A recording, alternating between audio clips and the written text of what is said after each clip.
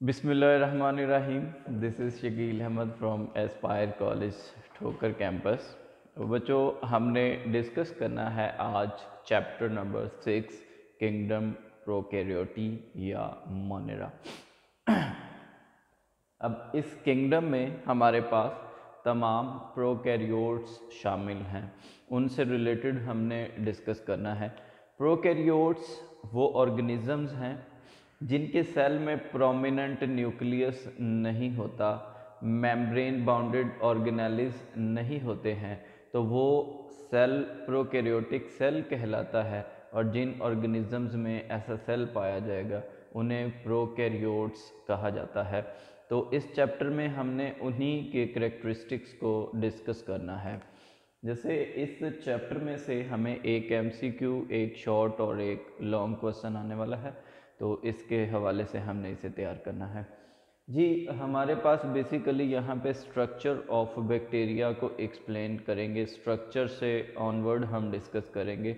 अब structure of bacteria में तमाम बैक्टीरिया जितने भी पाए जाते हैं उनमें एक तो सेल मेम्ब्रेन, साइटोप्लाज्म और क्रोमैटिन बॉडीज़, ये तीन बेसिक स्ट्रक्चर हैं। ये तमाम सेल्स में पाए जाएंगे। ठीक है जी, सेल मेम्ब्रेन है, साइटोप्लाज्म, राइबोसोम्स और क्रोमैटिन बॉडीज़, ये तमाम बैक्टीरिया में मौजूद होंगे। फिर कुछ स्ट्रक्चर्स हैं जैसे सेल वॉल है, तो ये कुछ बैक्टीरिया में नहीं होगी, ज़्यादातर बैक्टीरिया में मौजूद होगी।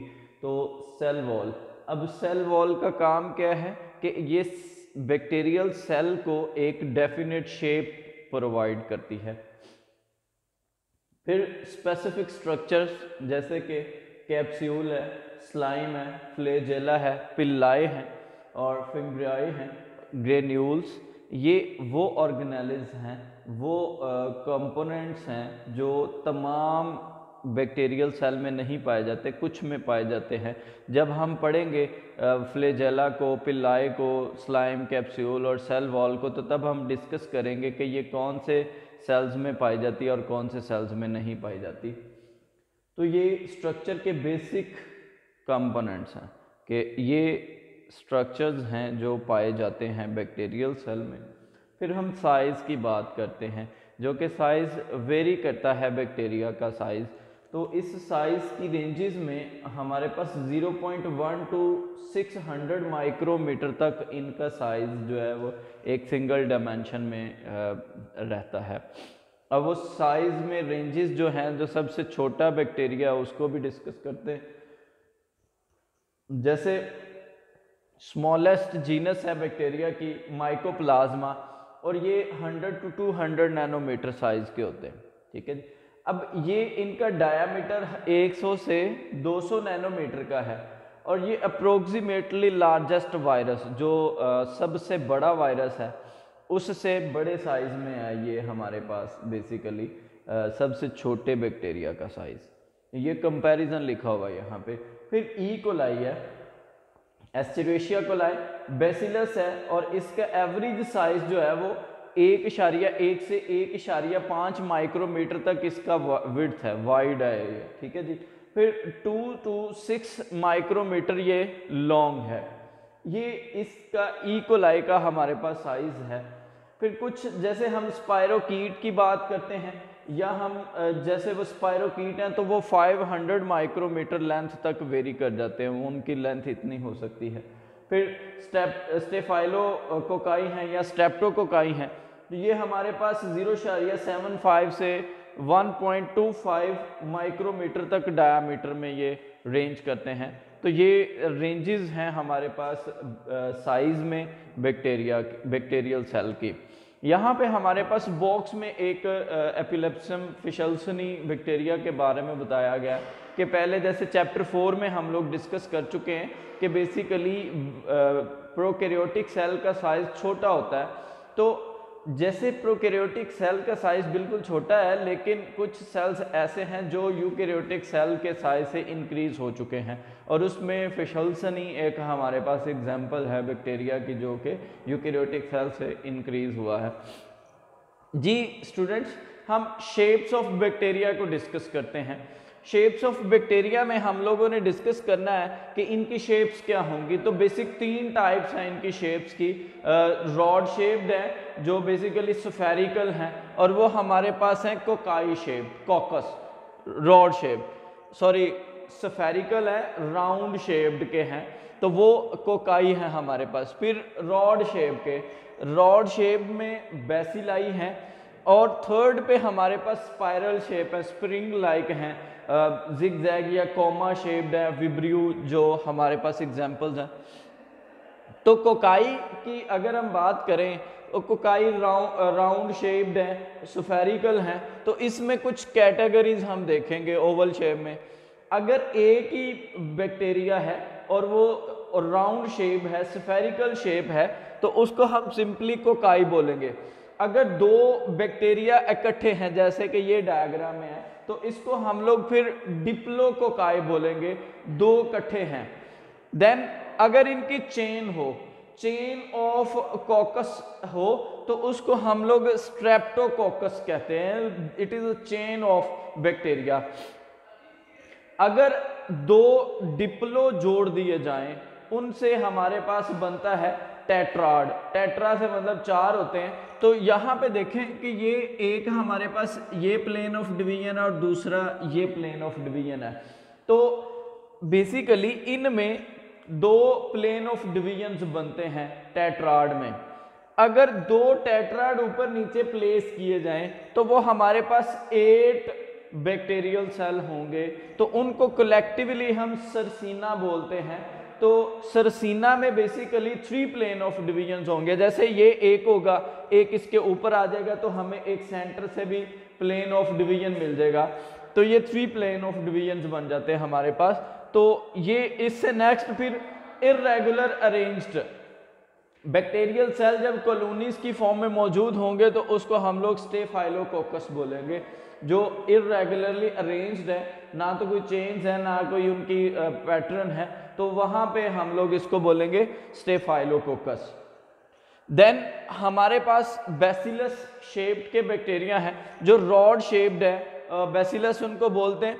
अब इसमें कोकोबैसिलस भी हो सकता है जो उसकी कैरेक्टरिस्टिक्स उससे मिलती हैं। अगर 2 बैसिलस शेप के बैसिलाई हों तो उनको हम लोग डिप्लोबैसिलाई कहेंगे, और अगर ये एंड टू एंड जुड़े हैं तो हम इन्हें डिप्लोबैसिलाई बोलेंगे। अगर ये ऊपर नीचे अरेंज्ड हैं तो फिर हम इनको डिप्लोबैसिलाई नहीं कहेंगे, ये इसमें ऐसी पॉसिबिलिटी नहीं है, ये एंड टू एंड जुड़ते हैं, तो इसलिए इनको हम लोग बोलते हैं डिप्लोबैसिलाई। अगर ये चेन ऑफ बैसिलाई हो तो उसको हम स्ट्रेप्टोबैसिलाई कहते हैं। फिर स्पाइरल शेप की हमारे पास टाइप्स हैं। तो स्पाइरल शेप में कॉइल्ड हैं या फिर स्पाइरली अरेंज्ड हैं, विब्रियो शेप्ड है, स्पाइरेलम, स्पाइरोकीट, कॉमा शेप्ड है। ठीक है जी। तो ये रॉड की तरह के हमारे पास बैक्टीरिया हैं। इसकी एग्जाम्पल है विब्रियो कॉलेरा, हमारे पास बैक्टीरिया है वो स्पाइरल शेप बैक्टीरिया है।